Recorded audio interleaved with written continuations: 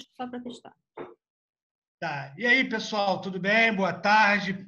Eu sou o Jorge, né, um dos idealizadores dessa atividade, junto com meus colegas professores da Universidade Federal do Rio de Janeiro. A maioria de nós estamos localizados no NUPEM UFRJ, no Instituto mais voltado à ecologia.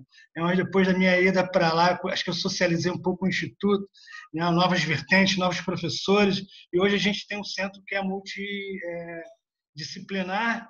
Tá? A gente tem um seminário às quintas-feiras, e esse seminário é um seminário fechado, que faz parte desse curso, chamado Tópicos Atuais e Avançados sobre a SARS-CoV-2, Covid-19.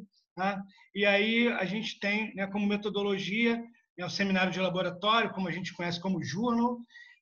Semanalmente, um professor, um cientista vem apresentando esses seminários.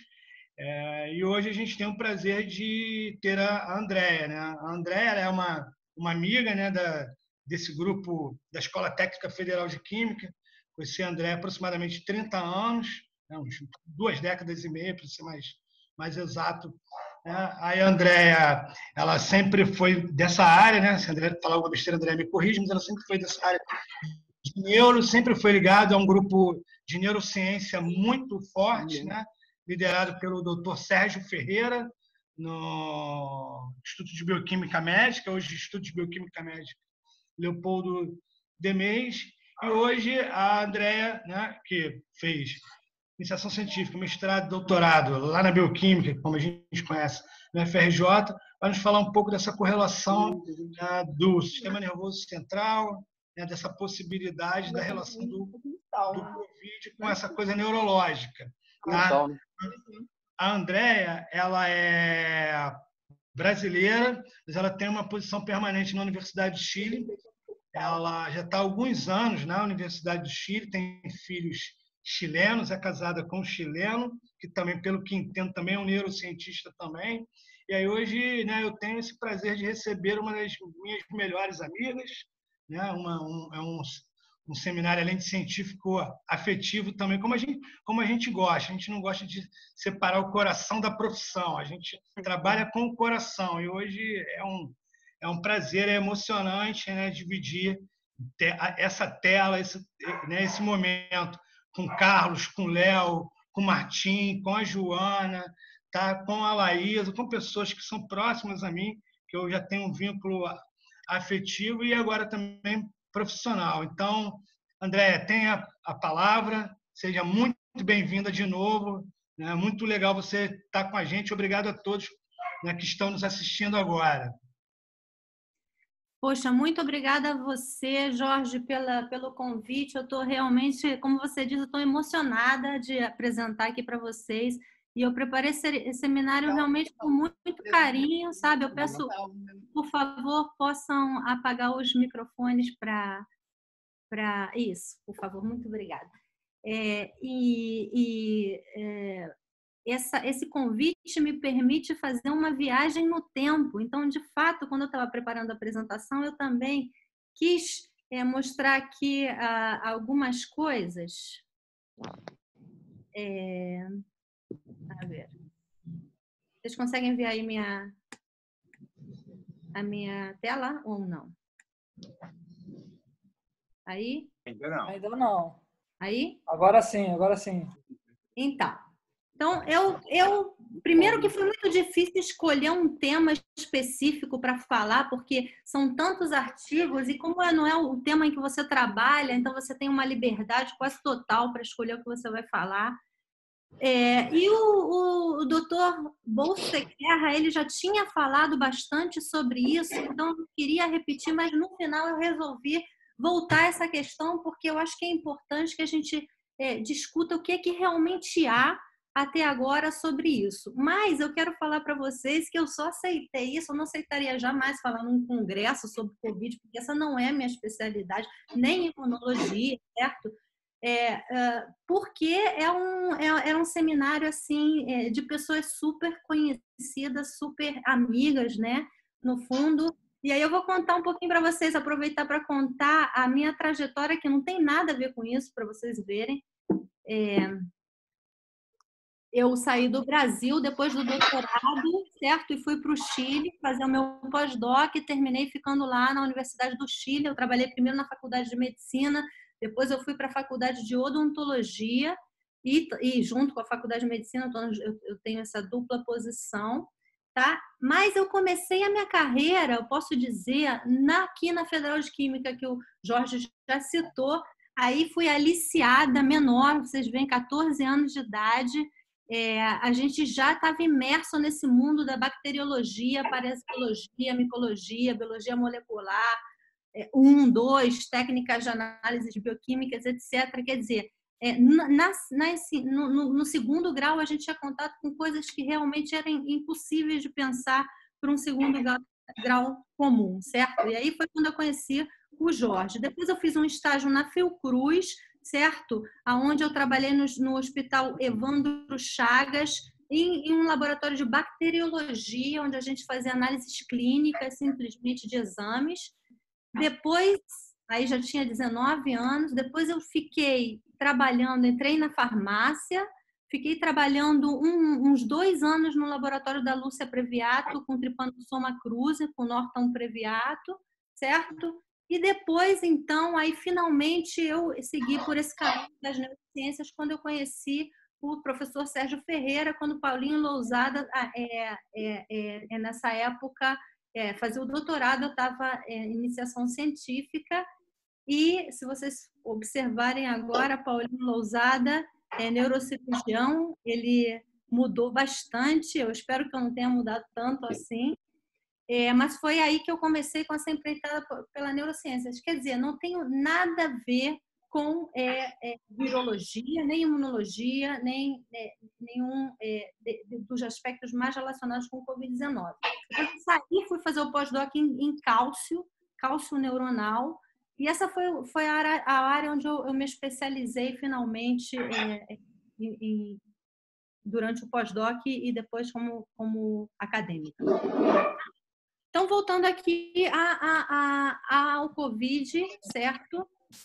Nós sabemos que ele então, o que eu fiz? Eu fiz um passeio pela literatura e busquei organizar um montão de informação que eu obtive sobre diversos aspectos, mas com ênfase na parte neurológica, tá? Então, o agente etiológico é o SARS-CoV-2, tá? Dessa Covid-19 que está acometendo as pessoas no mundo inteiro.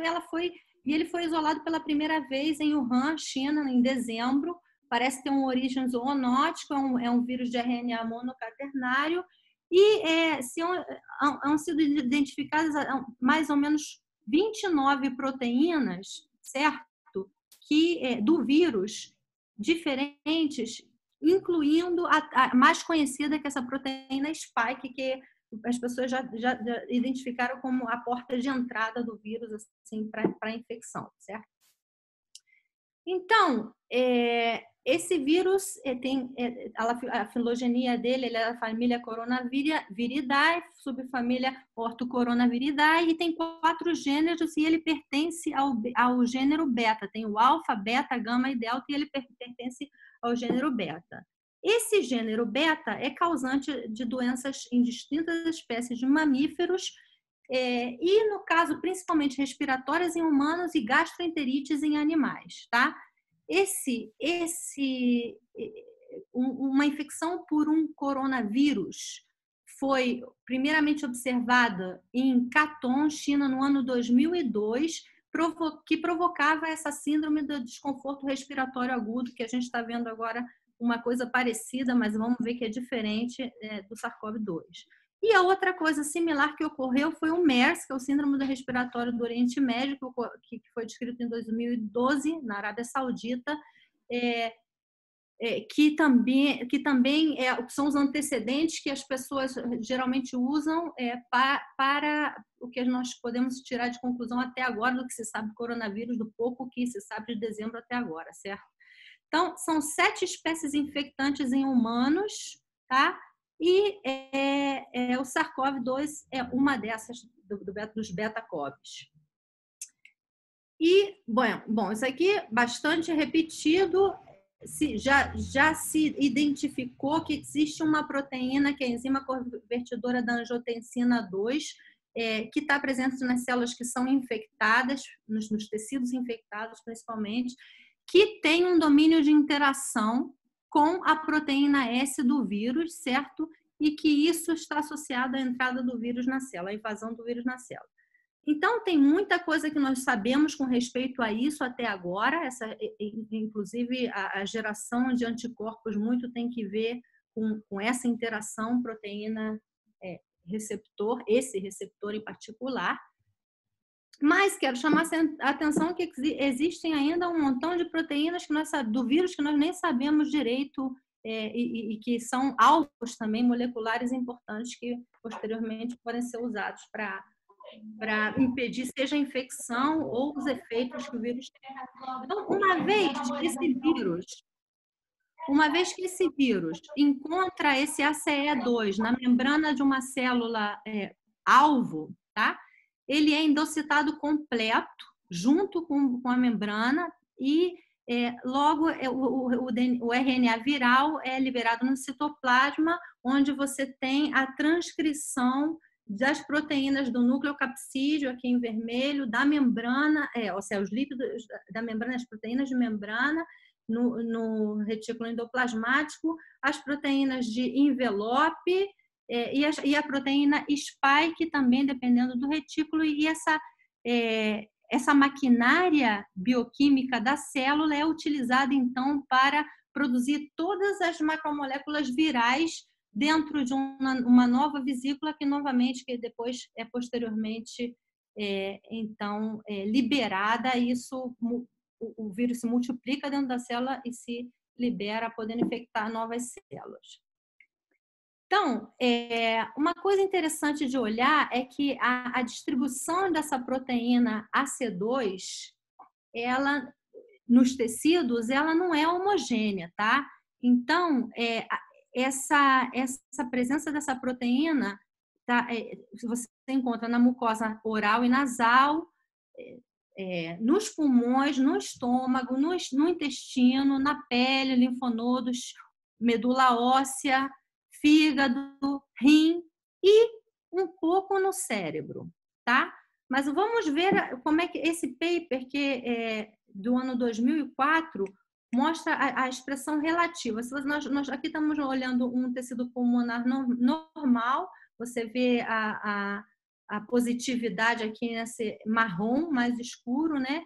E num tecido fibrótico também você vê que a marca passa também a outro tipo celular, que são células do tipo 2. Aqui estão restritas nas células epiteliais, no tecido normal, e no tecido fibrótico se estende, mas é menos intensa também. Agora, se a gente compara o tecido cerebral, o que a gente olha é que existe uma positividade, mas ela está restrita praticamente ao endotélio, sim? E se você compara, então, com o rim, onde a marca é bastante forte, é possível ver que a expressão relativa do AC2 no rim é bastante pronunciada, e a coisa é diferente no cérebro. Então, vamos lá. Quando os primeiros pacientes foram admitidos no hospital de Wuhan, foram 41 pacientes, dos quais 6 morreram, né, 15%, quando não sabia nada em dezembro ainda. Nós podemos olhar aqui a histórico dessa doença, né, descrita por primeira vez. Nós temos um 73% de homens, com uma idade média de 49 anos, tá? A menos da metade tinham doenças de base, tipo diabetes, hipertensão e doença cardiovascular. 41% dos pacientes tinham sido expostos àquele mercado de animais exóticos, né, para consumo. Tinha um cluster familiar indicando contágio, e os sintomas comuns eram febre, tosse, mialgia e fadiga. Alguns produziam escarros, alguns tinham dor de cabeça, alguns tinham hemóptise e outros diarreia, muito menos comum. O sintoma mais comum, um sintoma bem comum de 55% dos pacientes era a dispneia, essa dificuldade de respirar, né? E leucopênia, tá? Mas o mais comum de todos foram, inclusive nos pacientes que não ficaram tão graves, foi a pneumonia em 41%, em 41 dos pacientes, quer dizer, os 100% dos pacientes, certo? As complicações incluíram esse síndrome do estresse agudo respiratório, viram que tinham positividade para SARS-CoV, tinham injúria cardíaca e alguns apresentavam infecções secundárias. Agora, olhem aqui. Todos os pacientes todos os pacientes graves tinham uma concentração maior de algumas citoquinas pró-inflamatórias e alguns fatores de transcrição relacionados à produção ou controle dessas citoquinas pró-inflamatórias. Então, isso remeteu a uma informação prévia que depois eu vou comentar com vocês. Mas eu queria mostrar para vocês isso, eu não sei se vocês viram aqui que saiu também, tem muito pouco tempo, 11 de junho, saiu no New York Times notícia de um caso, né, de uma mulher de 20 anos que tinha sido transplantada, ela tinha Covid-19 e teve uma evolução muito grave porque ela estava tomando imunossupressores, tá?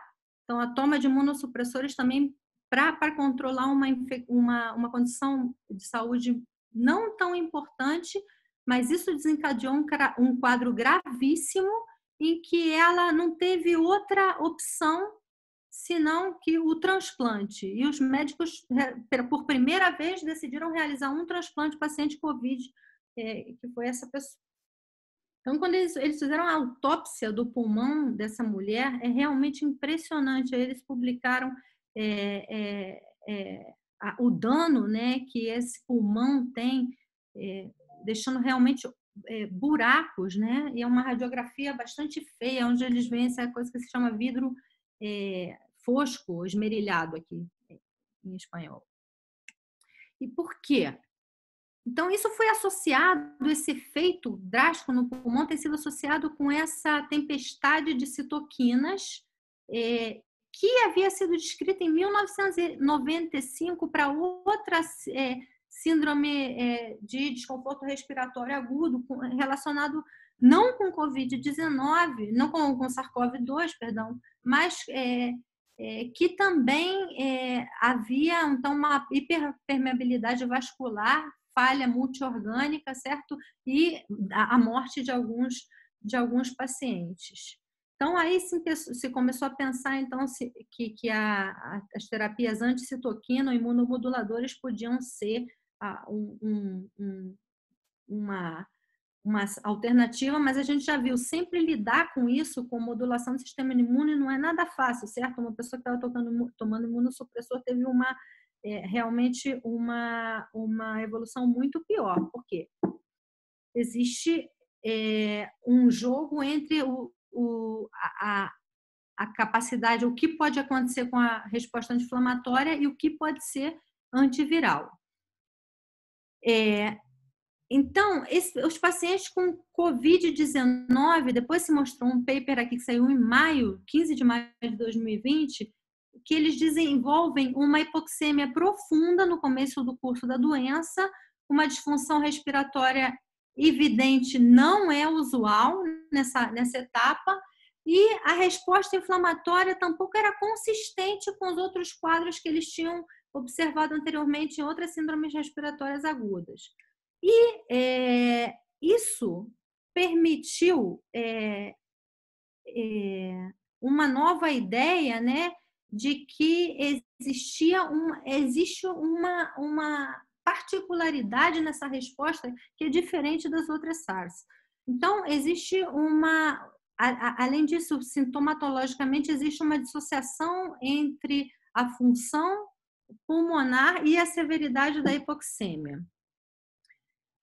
E aí, um pouquinho mais de análise, eles se observou, aqui esse paper descreveu que os níveis, não é que a gente aumenta, certo, os níveis das citoquinas anti-inflamatórias, mas a faixa de aumento pode ser maior ou menor. Então, quando eles foram medir os níveis, por exemplo, de interleucina 6, eles viram que, em média, tinha 25 picogramas por ml de concentração, certo? Quando o normal é 7 picogramas por ml, mas variando entre 10 e 55 nesses pacientes.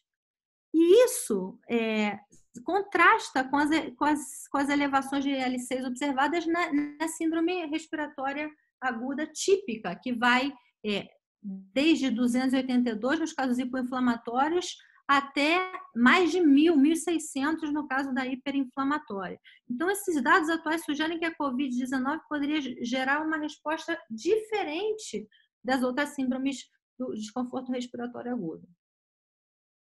Até aí, tudo bem? Eu não estou vendo o chat não, hein? Não consigo ver aqui. Tudo bem. Tá. Então, e aí esse paper também tratou de juntar todas as evidências que haviam sobre o curso, né, as etapas da doença, e eles viram que haveriam 3 etapas. Uma primeira de infecção, em que você tem o recrutamento do AC2, que para a entrada do vírus, certo? Com a endocitose do receptor, obviamente, você vai ter uma diminuição do sinal aqui, é um receptor de angiotensina. Então, o que acontece é que, como baixa essa resposta primeiro de AC2, tá? E isso tem como consequência, a infecção viral em si tem como uma consequência, claro, de ativação da inflamação local e tudo, finalmente você tem uma baixa do metabolismo de angiotensina 2 e isso leva a uma liberação de citoquinas desordenadas, tá? Mas, como consequência, o outro isoforma do receptor, o AC1, faz um shedding e isso termina numa segunda etapa, aumentando o metabolismo e atividade de angiotensina, e isso faz um loop positivo de inflamação com infiltração leucocitária, tá? Mas essa exacerbação da atividade desse receptor também, no final da conta, em uma terceira etapa, você teria esse efeito típico de ficar refratário o receptor, certo? Então, esse sinal volta a diminuir e aí você tem uma maior expressão do AC2 para tentar compensar e isso facilitaria, então, a entrada de mais vírus, mantendo a infecção, favorecendo a infecção. Então, esse paper que saiu aqui um review que saiu no Cell, esse é um paper original, 28 de maio de 2020, o que eles propõem é que a COVID-19 implica uma resposta inflamatória única e inapropriada, e aí eles fizeram um profile completo da secreção de todas as interleucinas e citoquinas possíveis, certo? E viram que essa resposta é definida por baixos níveis de interferon tipo 1 e tipo 3, junto com elevação de algumas quimoquinas e de IL-6, tá? Então, o que eles estão propondo? Que finalmente há uma resposta inflamatória exuberante, mas uma inapropriada redução da atividade antiviral. Isso que determina a diferença de agressividade da resposta da COVID, tá? E como link importante, essa resposta inflamatória estranha que se genera aí, ela tem como branco, né, como alvo, três sistemas que estão relacionados com a formação de coágulo, né, e a atividade de trombina. Então, a gente sabe que durante a inflamação, tanto a antitrombina 3 como o inibidor do fator tissular da coagulação e a proteína C estão danificados, certo? fora, perdem a homeostase e aumentam com isso a geração de trombo. Então, esse defeito na atividade anticoagulante e pró-coagulante predispõe a essas microtromboses, coagulações intravasculares disseminadas e falha multiorgânica, que é caracterizada por um aumento no dímero D. E vejam só, o que se é demonstrado é que esse dímero D, que é um produto de degradação da fibrina, quanto mais concentração ele tem no sangue, isso indica um prognóstico pior do paciente, e que, junto com a coagulação intravascular disseminada, se relaciona a pacientes que vão ir a óbito, né? Que vão finalmente ter as maiores complicações com relação à doença, quando implica o sistema de coagulação. E, efetivamente, se há relatado que há microangiopatia e embolia pulmonar em 40% dos pacientes hospitalizados, e as autópsias dos pacientes mostram também os vasos pulmonares muito congestionados, de maneira que o dímero D é um indicador certo de complicação da patologia. Então, um grupo aqui maior de pacientes, com 145 pacientes confirmados, não COVID, controles, e 77 pacientes COVID, mostraram que os pacientes COVID tinham muito mais complicações trombóticas e embolias pulmonares também nessa coorte de pacientes maior. Então, quer dizer, qual é a mensagem aqui? A COVID, sem dúvida, é uma patologia sistêmica, tá? Com a elevação anormal dos fatores, de alguns fatores pró-inflamatórios em particular, e a certas concentrações que determinam uma falha no sistema de coagulação que promovem a formação de trombos, tá? Então, vários órgãos são afetados por isso, e isso inclui o sistema nervoso central e o sistema nervoso periférico. Só quero falar para vocês que essa relação entre o cérebro e condições periféricas que levam à inflamação é uma coisa que está sendo muito estudada agora, inclusive, né, a relação que tem o microbioma, o intestinal ou oral, com a possibilidade de uma inflamação crônica ali no sistema periférico, por exemplo, uma periodontite ali que cronicamente está elevando os níveis de certos mediadores pró-inflamatórios, estariam propiciando, com o envelhecimento, onde a barreira hematoencefálica tende a diminuir sua seletividade, então aumentando sua permeabilidade, que esses fatores pró-inflamatórios cheguem ao cérebro, ou mesmo alguns patógenos cheguem ao cérebro, causando doenças neurológicas. E também existe essa corrente de que algumas proteínas ou algumas situações cerebrais também podem ativar algumas células específicas, como a microglia e os astrócitos, que produzem também uma inflamação no cérebro, causando, então, danos ao funcionamento neuronal. Então, com relação à COVID, nós vimos que um primeiro grupo a primeira reporte, né, a primeira descrição dessas manifestações neurológicas dos pacientes foi também em Wuhan, e aí eles mostraram que de todos os 214 pacientes, 78 tiveram essas manifestações neurológicas, quer dizer, 36%. E quanto mais severa a manifestação neurológica, mais severa era o curso da enfermidade, da doença.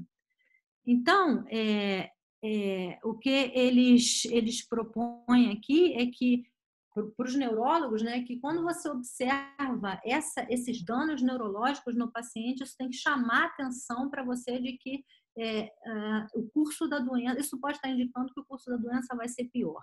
Tá? E que sintomas são esses? Bom, sintomas comuns, a gente falou, dor de cabeça, a gente vê que os neurólogos viram, né, que tem problemas de consciência, tem alguns pacientes que ficam realmente calados, não falam, atáxia, alguns têm convulsões, alguns têm algum grau de alteração no sistema olfatório, alguns têm alterações no gosto, no paladar, certo? Alguns dores nervosas, quer dizer, são sintomas super variados e inespecíficos, certo? Mas eles fizeram aqui um quadrinho, resumindo, achei interessante, nesse paciente, que eles mostram, dos 214, 41% foi severo, tá? 53 tiveram, ou seja, tiveram dor de cabeça entre as manifestações do sistema nervoso central, outros 19 tiveram as alterações de gosto, cheiro, e outros 23 tiveram alterações no sistema esquelético, né, muscular, e 45,5% tiveram sintomas neurológicos. Quer dizer, é bem parecido, é um pouco mais aqui que aqui, mas a maioria dos pacientes que teve sintoma neurológico evolucionou de uma forma severa. Então, eles aqui estão correlacionando os sintomas neurológicos com a forma mais severa da doença, tá? E aí, esse é o título do paper do meu seminário de hoje, esse paper do Neuropathological Features of COVID, que saiu agora, dia 12 de junho, certo?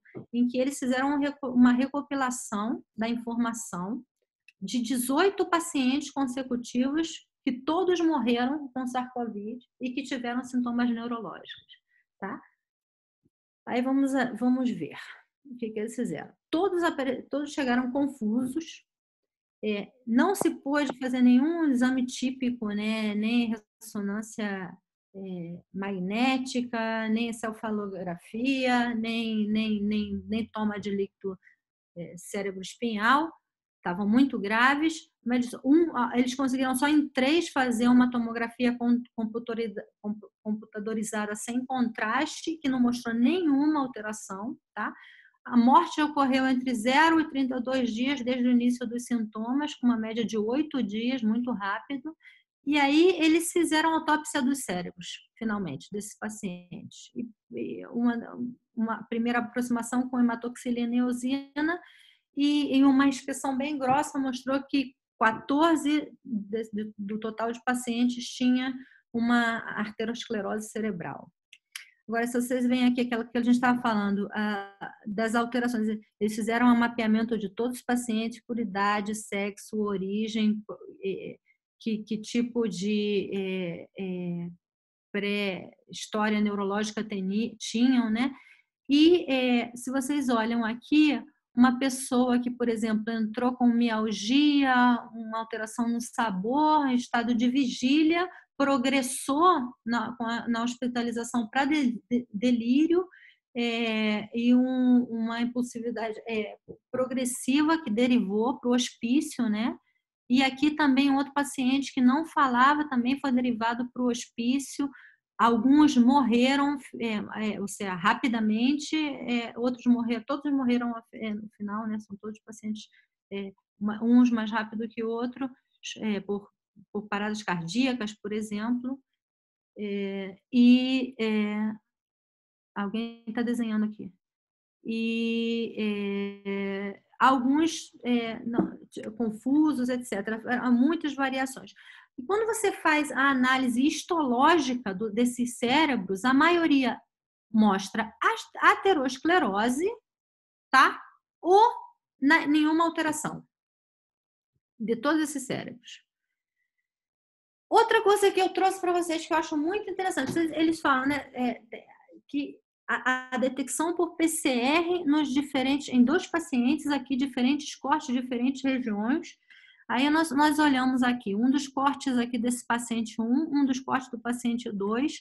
Nós estamos vendo aqui o PCR em tempo real, então aqui eles estão botando o número de ciclos, certo?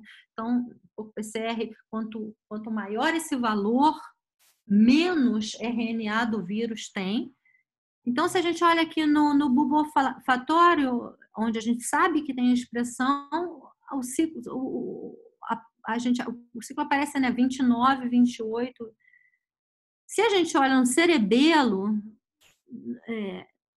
aparece uma coisa em 35, quer dizer, no borde da detecção, certo? Se a gente compara com o pulmão aparece no ciclo 13. Então, quer dizer, se é que tem alguma coisa, é bastante pouco, ou simplesmente os primers são outros e não é exatamente... Não, é o mesmo vírus, é impossível.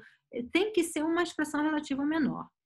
Então, e quando você olha a hematoxilina e eosina desses cérebros, o que eles veem? Claro, tem uma perda de neurônio no córtex, no hipocampo e no cerebelo, tá? Tem aterosclerose, tem nódulos de microglia, ativação microglial, né? Que é essa célula que produz interleuquinas no cérebro, e tem inflamação perivascular. Mas e o vírus? Aí eles fizeram uma análise do plexo coroide, tá? E vem aqui, se vocês veem, essa marronzinho seria o SARS-CoV, e vocês veem aqui que no sujeito negativo tem uma marca tênue, aqui um pouquinho mais o sujeito positivo, tá?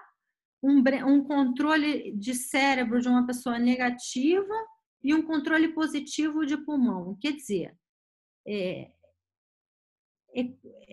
confuso, certo? E não há uma clara marca na glia, nem no neurônio, nem no endotélio, nem nas células imunes nessa região. Então, quer dizer, desses 18 pacientes que morreram por Covid, a única coisa que se pôde detectar foram modificações hipóxicas, certo? E não encefalite ou outra alteração que pudesse refletir diretamente a infecção viral dos neurônios, tá? Apesar de que a gente viu detecção positiva por PCR, mas nos níveis quase borderline de detecção, tá? Dito isso, né, esse review aí que vocês viram com esses pacientes, esses 18 pacientes, apareceram muito recentemente essas evidências também que, além da AC2 como receptor, o vírus poderia ter outro receptor, que é a proteína neuropilina 1, ou NRP1, tá? Que poderia também se unir à proteína spike e assim permitir a infecção viral. Agora, esses são artigos que são pré-prints, não foram revisados ainda, então tem que tomar isso com cuidado, essa informação que está vindo agora, mas é uma possibilidade aí de que talvez alguns outros tipos celulares também possam ser infectados de uma outra maneira que não via AC2, tá? Então, a neuropilina 1, ela facilita, esse é o título, a entrada do SARS-CoV-2 e dá uma possibilidade de entrada ao sistema nervoso central, porque essa proteína se expressa no sistema nervoso, tá? Então, o que eles fizeram? Eles fizeram um lentivírus, um vírus, né, um construto viral, em que eles puseram a proteína S do SARS-CoV-2 e a infecção viral estava associada à fluorescência de aparecimento de um domínio de GFP, aparecimento de fluorescência, tá? Então, aqui vocês veem em azul células REC, o núcleo de células REC, tá?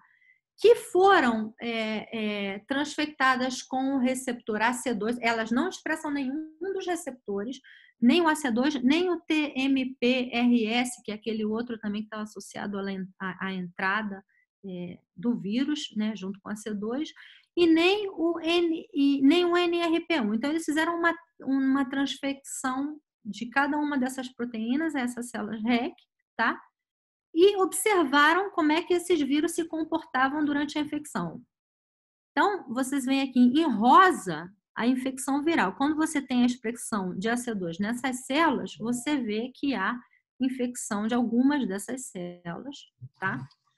Não assim ocorreu com o TMPRSS2, mas que nas células de expressão da NRP1, efetivamente, também algumas eram invadidas pelo vírus. Então, aqui, vocês veem aqui em azul, na barra azul, a infecção é muito maior, claro, com a C2, quando as células estão expressando a C2, mas ocorre também quando estão expressando NRP1, tá?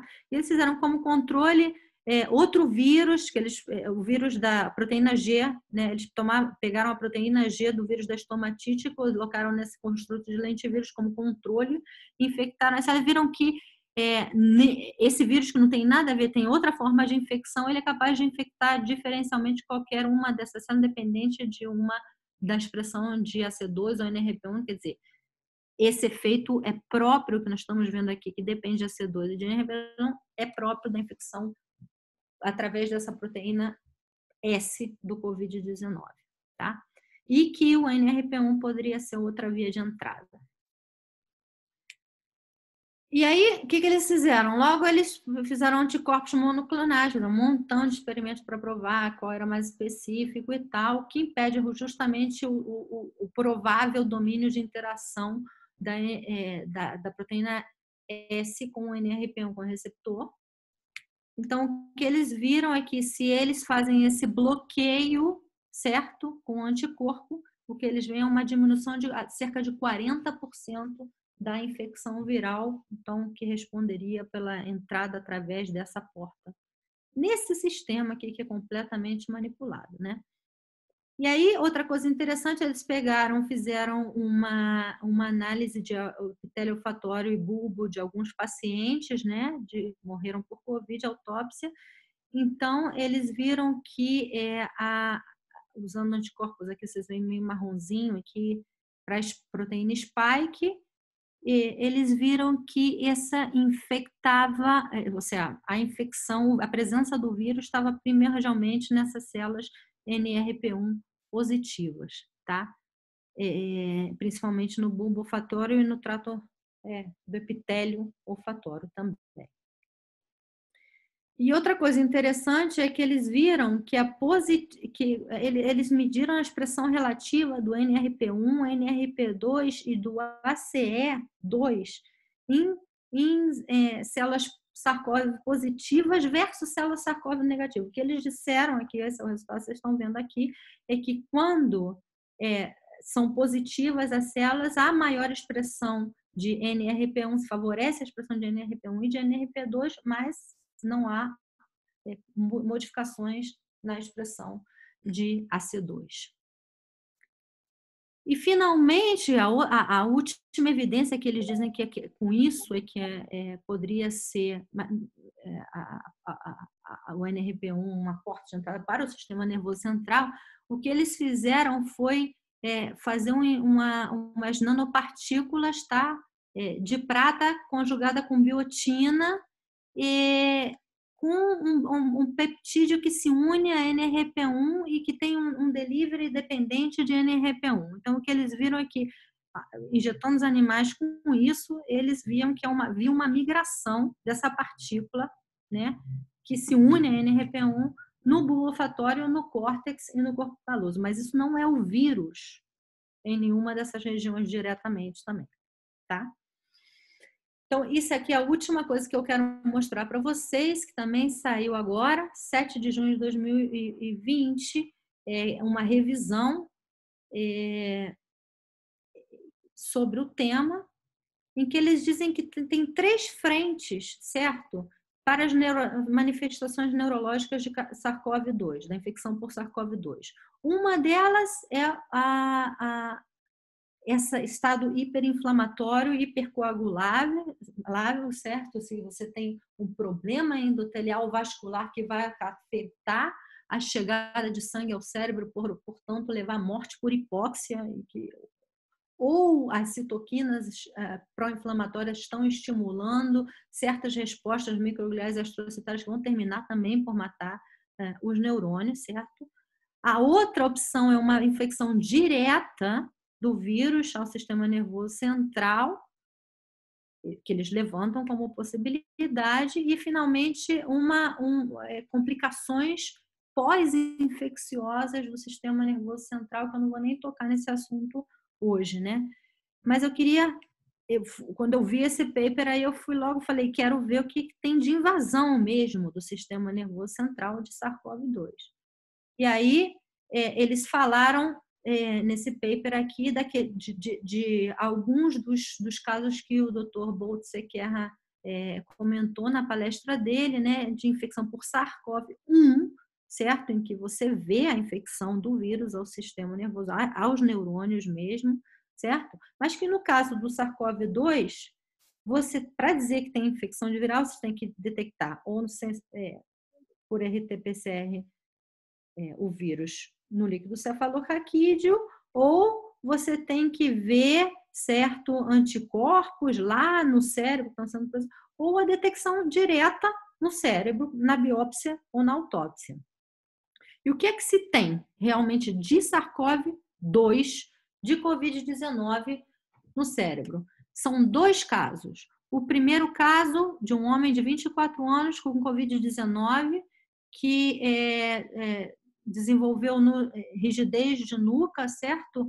Perda de consciência e convulsões generalizadas, e tem um PCR positivo no CSF, tá? E o segundo é o caso de uma mulher de 41 anos com dor de cabeça, febre, uma crise convulsiva nova que ela nunca tinha tido, fotofobia, rigidez de nuca também, alucinações e desorientação, que teve um PCR positivo para SARS-CoV-2. Aí eu me pergunto, qual será? Será que foi aquela positividade? Em que ciclo saiu isso, né?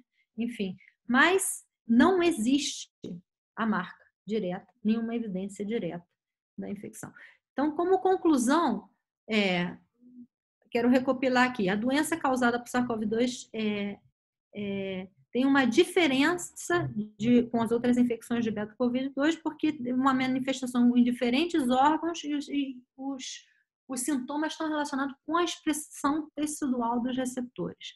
A patogenia é sistêmica, certo? E não é completamente relacionada àquelas síndromes agudas respiratórias que previamente tinham sido descritas. Então, também o que a gente observou nas doenças anteriores não necessariamente vai ser verdade para essa, certo?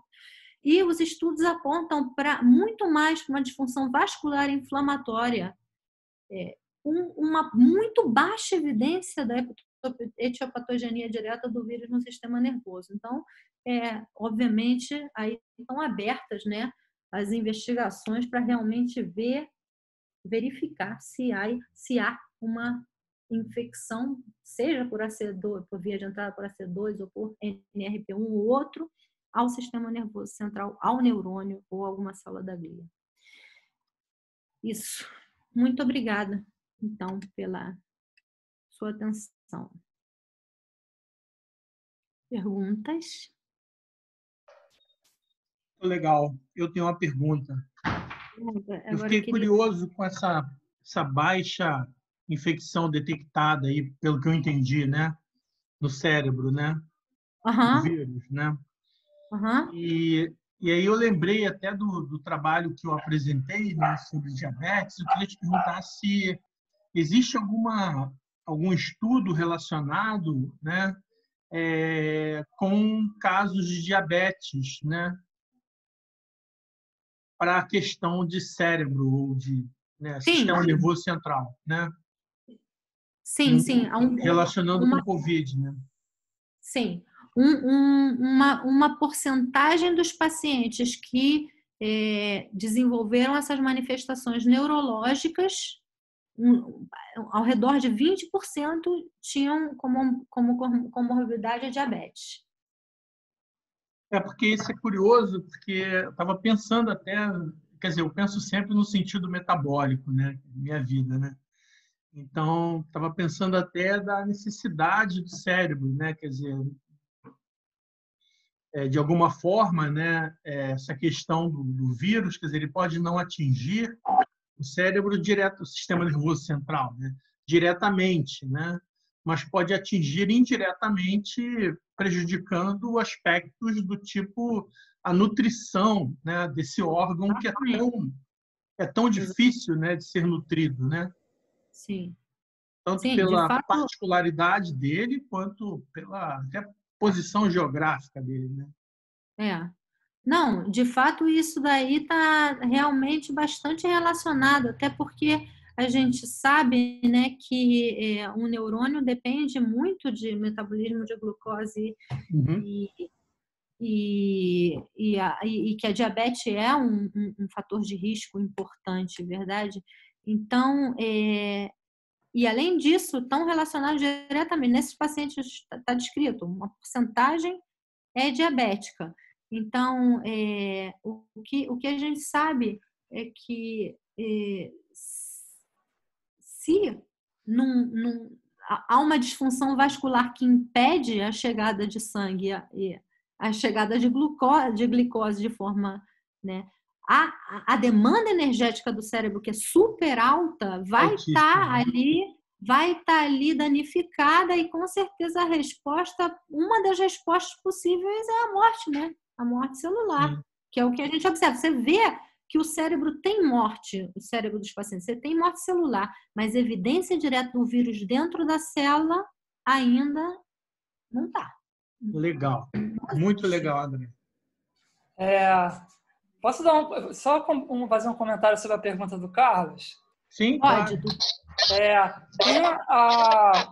Essa questão do controle metabólico no cérebro, essa interface é feita lá no hipotálamo, né? Que é aquele órgão, a eminência medial, né? Que é um órgão onde os vasos eles são fenestrados, né? Então eles não são contínuos, eles têm tipo uns diafragmazinhos entre células endoteliais. Isso por quê? Porque é ali que os hormônios metabólicos entram no cérebro, tipo leptina, né? E aí os neurônios projetam os dendritos até esse órgão e é ali que eles captam esse hormônio.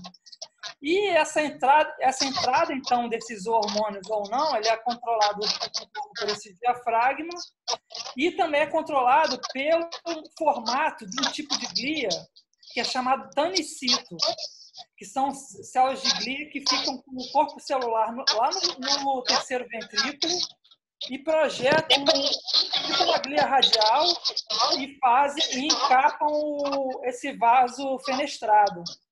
E aí já está bem mostrado que em síndromes metabólicas, como diabetes do tipo 2, não sei o quê, a capacidade de plasticidade do tanicito ela é completamente alterada, né? Porque o tanicito ele fica alterando durante o dia. Se você está com fome ou se não está, ele fica alterando a permeabilidade do sangue para o hipotálamo, entendeu? Uhum.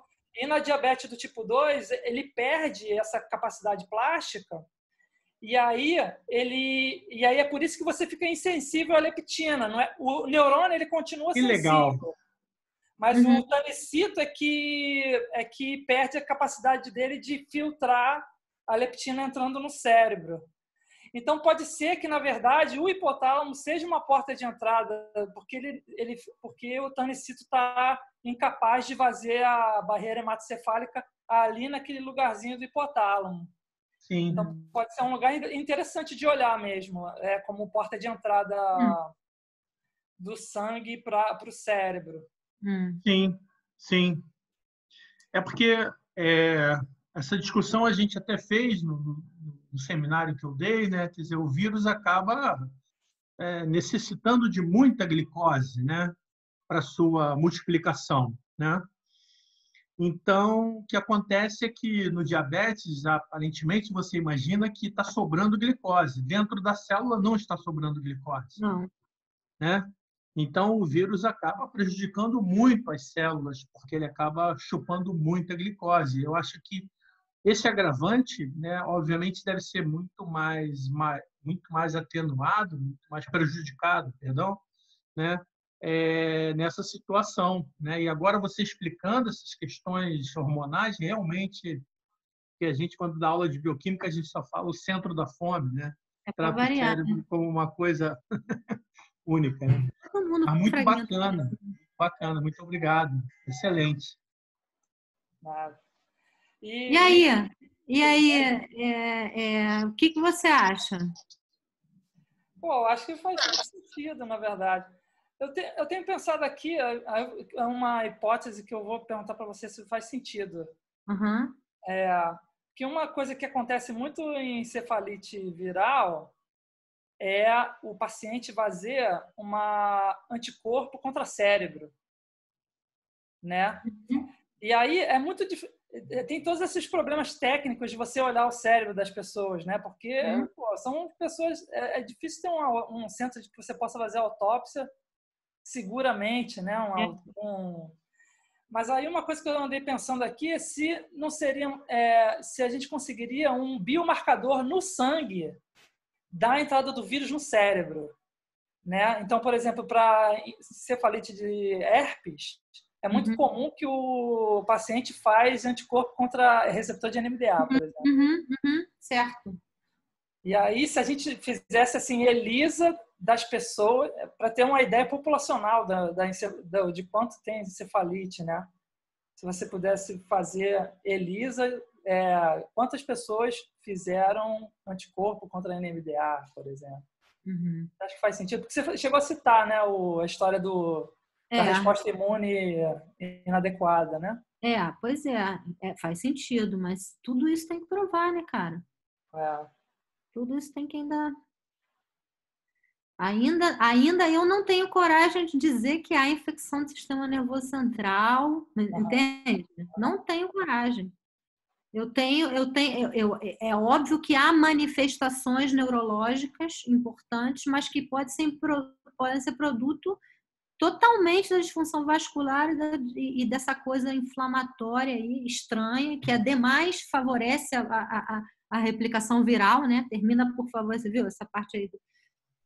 Então, muito periférica, né? E a Joana está falando aqui que é certo, né? Que ela estuda sepse, né? Os sintomas neurológicos podem acontecer mesmo sem infecção viral, como é uma infecção grave, inflamação sistêmica, as tempestades citoquinas que atingem e afetam o cérebro, mesmo sem infecção do vírus no cérebro, que é o caso da sepse. Uma infecção oportunista. Não que chegue a bactéria no cérebro, ou o vírus no cérebro, senão que você tem aquele estado inflamatório, a barreira hematoencefálica está ali meio permeável, então aqui a tempestade de citoquina periférica que invade o sistema nervoso central e causa dano. Pois é, mas aí eu tenho uma pergunta aí, rapidinho. Pergunta, Marcelo. E tem o Leonardo. Então, olha só. A questão é o seguinte: em algum momento você tinha colocado num daqueles trabalhos que eles conseguiram observar por RT-PCR a presença, até mesmo numa situação meio borderline, mas a presença, a identificação de partículas virais. Então, assim, como que seria essa explicação se o vírus não entra? Né? Se o RT-PCR está dando positivo, é porque, de alguma forma, o vírus chegou lá dentro. Ou a outra explicação é o seguinte: o RT-PCR ele é direcionado não para a partícula viral integral, digamos assim, viável. Ele é direcionado para alguns alvos. Um alvo. Um ou mais alvos, dependendo do RT-PCR em questão. Então, será que vai aparecer uma proteína de alguma maneira carreada por, sei lá, alguma célula, enfim, leucocitária ou pelo próprio sistema através dessa tempestade aí inflamatória? Também pode ser. Como é que seria isso? Eu acho o seguinte, Marcelo, eu acho que, olha só, vou ser bem sincera, eu acho que se você tem a barreira hematoencefálica ali meio aberta por aquela condição inflamatória periférica grande ali, tá? Se tá meio aberta, passa a interleucina e pode passar uma partícula viral, tal. Entendeu? Exatamente. Aí, isso pode ser aquele que você está, aquela partícula lá que você está detectando por RT-PCR. Mas não é uma coisa ativa. Não, você não vê uma carga ali, né? No tecido cerebral. Não vê. Eu, por exemplo, se eu estou fazendo um PCR e vejo uma coisa que está indo a 35, eu fico meio bolada, né? Não vou querer trabalhar nesse... Não sei. Entendi. Entendeu? Eu ia até te fazer uma pergunta, aproveitar o gancho aí, desculpa, não sei como é que tá de fila aí, mas era um pouco nessa linha também. Quer dizer, primeiro o pessoal aí da biofísica estava mostrando, né, essa transferência célula a célula de partícula, né, foi até a reportagem esses dias. Acho que esse pode ser outro mecanismo de transmissão sem necessariamente você quebrar a barreira, né, de invasão, digamos assim, das partículas para dentro do tecido do sistema nervoso central, que talvez vá em linha com o que você está falando, uma carga não altíssima, né? E até em linha com o que você está falando, que não tem exatamente efeitos citopáticos muito evidentes e tal, já diretamente nas células do sistema nervoso central, que no fim das contas você também não pode ter essa inflamação ativando células do sistema imune inato dentro do tecido, né, nervoso, não diretamente tendo um efeito citopático do vírus infectando a célula, mas que você tenha uma amplificação local, né, dessa inflamação. Ou seja, não só que você está falando de aumento de permeabilidade na barreira, por conta da inflamação sistêmica, mas que isso seja amplificado localmente por a chegada dessas partículas virais, seja pelo mecanismo que for, né? E aí eu acho que isso faz bem sentido, e bateria até com essa carga viral. Não, assim, estrondosa, mas suficiente para ir ativando, né, essa resposta localmente. Isso aí. É isso aí.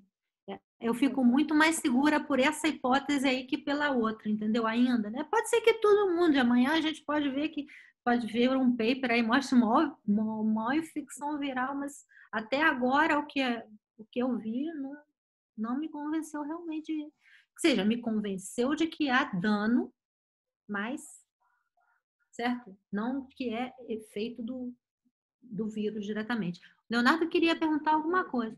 Eu te agradecer, Andréia, pela quantidade de informação que você trouxe. Assim, foi muito, muito legal. Obrigada a você. Que você fez. Obrigado por compartilhar. Está muito baixo o seu som, hein? Obrigado, né, por você compartilhar com a gente. E eu queria fazer só um comentário, né, que eu acho que é exatamente isso que você estava falando agora, por último, em cima do que acho que a Joana também escreveu no chat. Né? Então, você tem sim as manifestações neurológicas, né? E agora é tentar definir o quanto disso pode ser advindo dos efeitos sistêmicos, né? Que já se sabe, como você colocou, né? Que a infecção viral causa, e o quanto disso eventualmente é da presença do vírus ou da infecção, né? No sistema nervoso central, uma eventual infecção no sistema nervoso central. Isso que ainda parece não estar exatamente delimitado, né? Como que as coisas acontecem, mas acho que é natural, né? É uma coisa devido à novidade, né? O quão recente que é, e todo mundo agora olhando isso, né? Então chama bastante atenção. Achei muito legal. E outra coisa muito, muito legal que eu vi outro dia numa palestra do pessoal que está fazendo, são os médicos mesmo que estão trabalhando ali na linha de frente com Covid, numa palestra da Academia Brasileira de Ciências. Eles estavam falando, né, de que esse negócio de usar anticoagulante, trombolítico, né, e anticoagulante tem sido bom, tem melhorado bastante. Eles estão diminuindo muito a mortalidade, muito. Os trabalhos bem no início, né, que reportavam já isso, né, a administração, né, de regulação da hemostasia, a coagulação como um suporte, né, importante para sobrevivência desses infectados. Isso aí.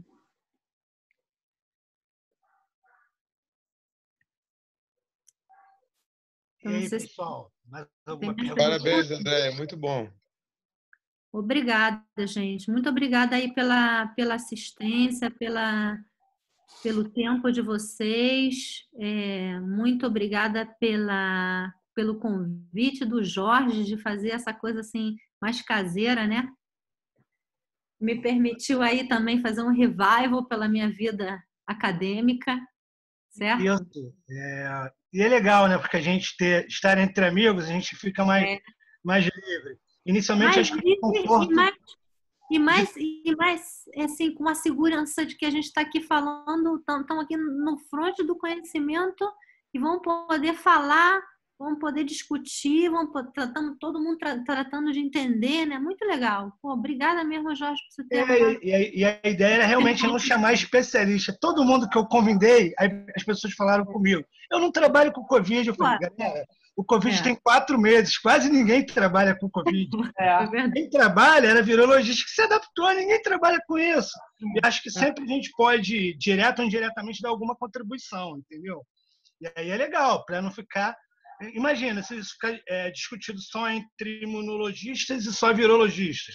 Eu acho que a contribuição do bioquímico lá, metabólico, né, para correlacionar, como o Carlos correlacionou no seu trabalho lá, ao diabetes, né, ao outro da sua área. Então, acho que a ciência, principalmente essa ciência da internet, ela tem essa amplitude. A nossa preocupação, o troço não ficar um pouco descoberta da cura, né? Uma coisa que o Carlos colocou, a gente, né, com a necessidade da gente ter que informar a última terapia, o último medicamento ou a última avanço. Não, a gente vai discutir as bases científicas para poder, direto ou indiretamente, em algum momento, nem que seja aqui o nosso grupo, a gente tem muito profissional da saúde, tem muitos técnicos em enfermagem que estão com a gente aqui, né? Tem radiologista, tem técnico de laboratório, né? Tem enfermeiro, tem farmacêutico, né? Temos médicos. Então, quer dizer, a gente poder, dentro...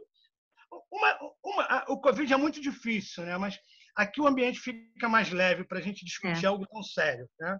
A gente consegue discutir uma coisa muito séria tendo uma leveza, né? Tá? E aí eu acho que essa é a proposta, isso a gente está conseguindo atingir. E em cima disso vai saindo outras propostas. Lá no nosso grupo da Escola Técnica, né, a gente já pensando numa nova atividade. Não tem aquele Print of Science? O pessoal agora a gente está querendo fazer o Litrão of Science, tipo uma versão pé sujo, de boteco, para a gente discutir assuntos acadêmicos, mas dentro de uma informalidade maior, né? Assim, o Print of Science, vão para grandes restaurantes. A gente estava pensando no Bigode of Science, que é o barzinho da rua da Escola Técnica, né? Fazer algo assim, sabe? Tipo, baratão, né? O Martim, que está rindo ali também, que deu a ideia do Litrão of Science, né? Nada mais popular do que o litrão, né? Que você consegue dividir entre vários. 3x10 of Science, né? 3x10 of Science, entendeu? Então, acho que a gente precisa ter essas vertentes também mais leves. Não que não seja sério, muito sério, mas é mais leve. A gente conseguir discutir assuntos sérios dentro de uma leveza científica mesmo, entendeu? E com menos formalidade. Acho que é o que a gente está fazendo aqui, né? Eu ainda encorajo um pouco aos estudantes, aos cursistas, a perguntarem mesmo, né? Acho que a discussão ainda está ficando entre a gente. Acho que é algo que eu achei que seria natural, né? Pela inibição, mas aqui ninguém morde, aqui ninguém vai ser esculachado, né? Aqui todas as ideias são super bem-vindas, principalmente da base, entendeu? Da base operária mesmo, né? Os técnicos, a galera que, como nós aqui, né? Boa parte de nós aqui somos técnicos. O professor Logula é técnico em química, eu sou técnico em biotecnologia, Leonardo, né? O Martim, o Eduardo, o Léo, enfim. A Joana, a Andréia. A Carol, quer dizer... a Carol. A gente está lá no meu lápis, eu não tiro do lápis. Não, é a coisa mais importante da minha formação, eu acho. Eu também. Ô Jorge, de repente, olha só, a galera que, como você falou, de repente que se sinta assim, um pouco inibida de estar colocando, estar falando, fazendo pergunta ao vivo, de repente um estímulo seria via o chat, entendeu? Para colocar lá as perguntas, escrever as perguntas, que aí fica talvez um pouco menos assim